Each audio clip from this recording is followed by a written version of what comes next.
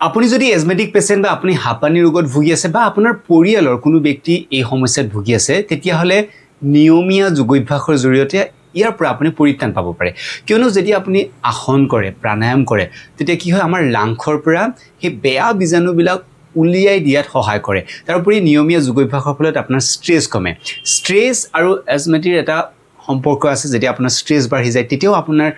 যি asthmatic attack আহে সেই এটেক আহিব পাৰে তো এই বিষয়ে আমাৰ য়োগা মিৰাকলৰ মেম্বাৰ এজনে কি কৈছে প্ৰথমতে শুনো আহক নমস্কাৰ মই জয়ন্ত শৰ্মা মই ছেক্ৰেটাৰীত কাম কৰোঁ য়োগা আচলতে মই আগৰ পৰা অলপ চলপ কৰি আছিলোঁ যদিও তো আজি এবছৰৰ পৰা 2 বছৰৰ ওচৰত কৰি আছোঁ আৰু কৰি আচলতে যথেষ্ট উপকৃত হৈছোঁ যথেষ্ট ভাল লাগিছে মেইনলি মোৰ আচলতে এটা এজমেটিক প্ৰব্লেম আছিলে এজমেটিক প্ৰব্লেম বহুত সৰুৰ পৰা আছিলে তো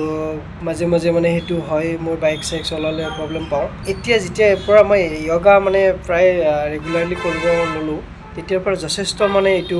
ভাল পাইছোঁ যথেষ্ট উপকৃত হৈছোঁ এই জগতে দিব্যদাক বহুত বহুত ধন্যবাদ মানে কৰিছোঁ আৰু লগতে মোৰ ইয়াতে য়োগা যিটো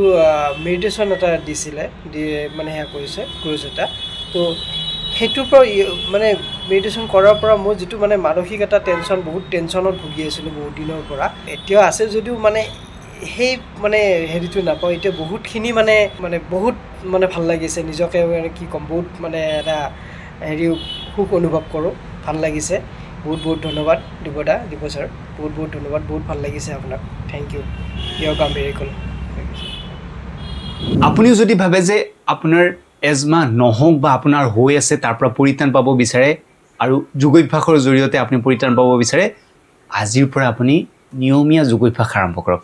ইয়াৰ কাৰণে কেৱল এটা আসন বা এটা প্ৰাণায়ামৰ জৰিয়তে নহয় আপোনাৰ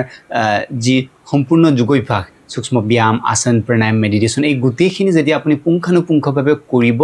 ডেফিনেটলি আপুনিও ইয়াৰ পৰা ভাল ৰিজাল্ট পাব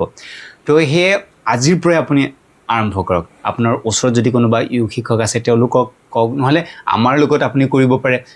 আমাৰ লগত কৰিলে এই নাম্বাৰত আপুনি যোগাযোগ কৰিব পাৰে মুঠৰ ওপৰত আপুনি নিয়মীয়া যোগাভ্যাস কৰক আৰু সুস্থ থাকক কম পিছৰ ভিডিঅ'ত তেতিয়ালৈ নমস্কাৰ